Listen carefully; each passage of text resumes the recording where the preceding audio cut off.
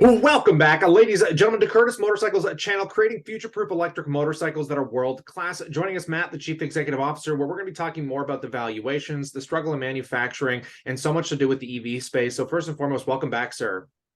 Hey, thank you. Always a pleasure.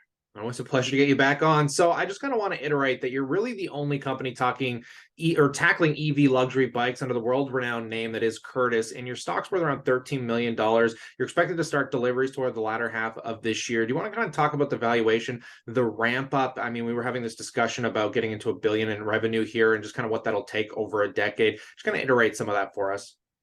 Yeah, what we know from our experience is that it's just almost, I would say, it is impossible to start to really hit a major big manufacturing goal on the front end of a new technology like this. And you see it, I believe Cadillac, since we talked last, the breaking news, I believe they delivered 22 Lyrics, and they've got the whole Spring Hill factory where they made the Saturns.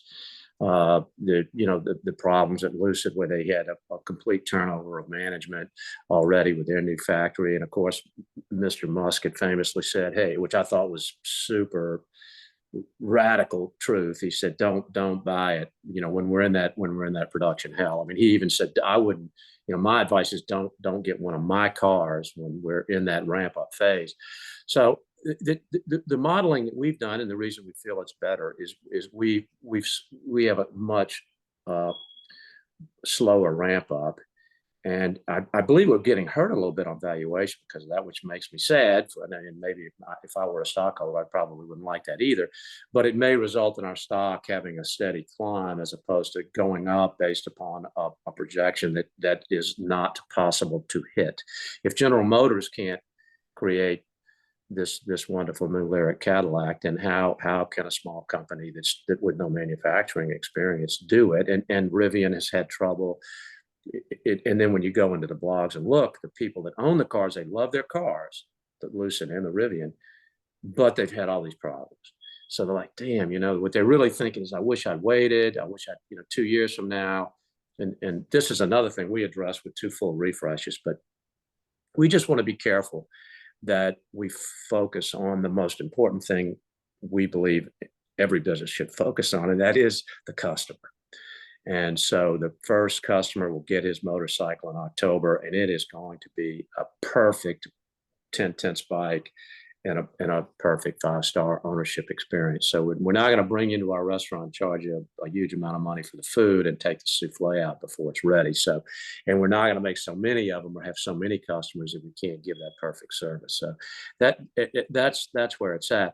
But we do have we have a portfolio of products that are already uh, in terms of farm DNA, they're already on the drawing board and ready to roll with the modular single platform architecture of the One. And this takes us all the way from 15,000 for a small batch of small little learner bikes.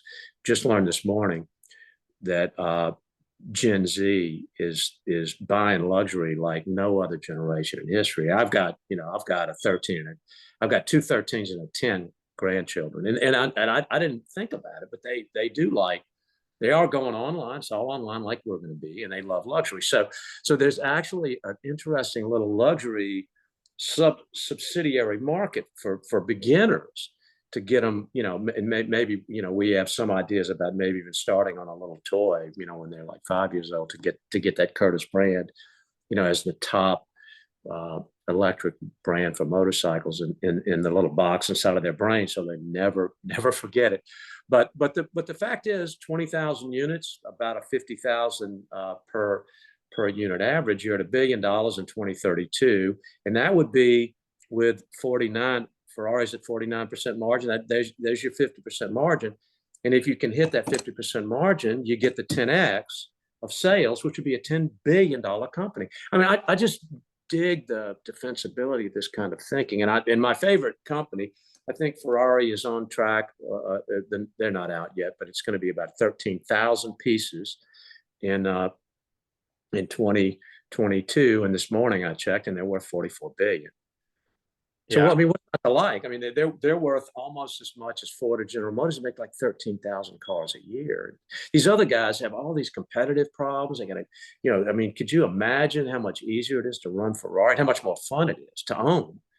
I mean, I'd much rather own Ferrari than Ford or GM, where you have the magnitude of complexity and competition is it's almost infinite how much more difficult of a job Mary Barrow has with General Motors than if you just own Ferrari and you're delivering the top, the sexiest thing in the world to people, 13,000 of them a year, and having fun with nobody else really in your space. So that's what Curtis is about.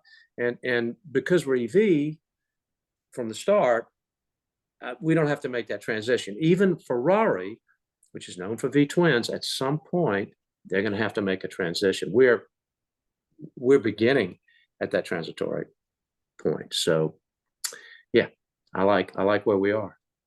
Yeah, I think you iterated on a lot there, and just the strategic area of being kind of in a luxury spot, and especially kind of being first to a luxury brand vehicle that's electric, especially with the motorcycle industry. But if you can just iterate one point from the manufacturing standpoint, obviously cars at scale, very complicated. Do you want to give some insight into like the manufacturing and just kind of what it takes to be building these motorcycles from a logistics standpoint, whether it's getting the batteries or just kind of building out this new technology that you guys were putting into these bikes that make them so pivotal? Well, it's what you would expect. The more the bigger the bigger you try to start. This is why Cadillac started with 22. If we're going to start at 30, 40 motorcycles this year, it's a very achievable thing. We have 3 years of parts at that number in the shop, the hard to get parts. The other parts are on a 90-day order. Battery packs are done. We've already got the POs for that, for the motors, inverters. It's fait accompli. We can do it, and we can do it beautifully. Look at the quality of the beta prototypes. I mean, they're Rolls Royce level. It looks like a little 2 billion, paddock fleet watch or something. It couldn't be the highest quality thing I've ever done. But if we were to go out and say, okay, let's do 10,000. Well, then all of a sudden you're in a position where you could get in a lot of trouble.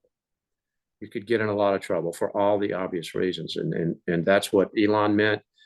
That's why Cadillac is going so slow. And that's why our model is the way it is. I don't know if I really don't believe, based upon my own experience, because I did try to ramp up in the V-twin universe in the mid-90s. So I have real experience on it. And my mistake, and it was a mistake, was trying to build too many units too fast. And we would get into a situation, on a Friday night, we'd have our truck with 20 bikes to deliver to dealers on the East Coast. And 2 of them would have a problem. It's at 5 o'clock when everyone wanted to go home. Well, now we got to stay till midnight, 1 o'clock. The truck driver's upset. Got to take this motor, put that one in, whatever it is, whatever the problem was. But the fact of the matter is, we were not mature enough as an operation at that point to be building 15, 20 motorcycles a week. We should have been building, if I had it to do over again, we should have been building 2 motorcycles a week, and then 4, and then 8, and then 15, and then 20, and then 30. So when I talk about defensibility, that's really what I mean. And I'm speaking of it from having seen the look on real workers' faces when they found out, okay, I'm not going home to have a cold beer and play with my children or be with my old lady tonight. I'm staying here till midnight or 1 o'clock, and I'm fixing this bike because there's a truck running, and this bike goes to a dealer on the East Coast along with 4 other bikes. So we're not going to deliver the 4 and come back and then bring this one back. So I'm stuck. The truck driver is going to be late. He prepared to drive out at 5, but he's not. I don't think what we were experiencing in those days is weird. I believe that's what Elon Musk meant when he said it's production hell.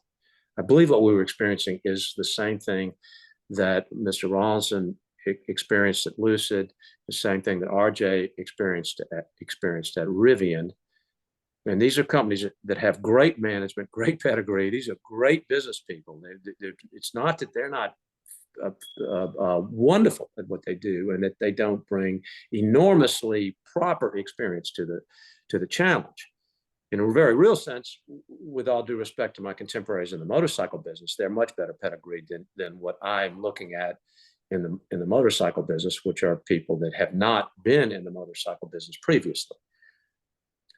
To speak to Rawlinson, he's Lotus, then he put the Model S in production. Yeah. Then he went to Lucid. So he's no gadfly. He's not an interloper. He's the real deal, and it has been, to quote Mr. Musk, production hell for him. I think if you went in there, I have an acquaintance who interviewed for a job over there, who's a storied guy in the industry, coming from a big with a great pedigree resume himself. And he walked back and said, "Oh, this is a mess." So and probably the thing would have been to start slower. Yeah. To build a smaller shop at first. Let's get some cool products. Like I just like the Rolls-Royce started with a Phantom, 6,200 Rolls-Royces, the most ever last year. The category of people we're going to are more liquid than ever. The top 1% is ginning up wealth at a 60. They're taking 2/3 of all the wealth. The top 1%. It used to be, for the last 20 years, it's been 50%, but for the last 2 years, it's been 2/3. So we're right where we need to be. But because our model doesn't explode, in 2025 or 26 with 100,000 units, that doesn't mean we can't do 20,000 units, make more money than the other guys are making on 100,000 units in 2032. And we can do it with a real beefy foundation under us. We're strong and our customers love us. So, and it's simple.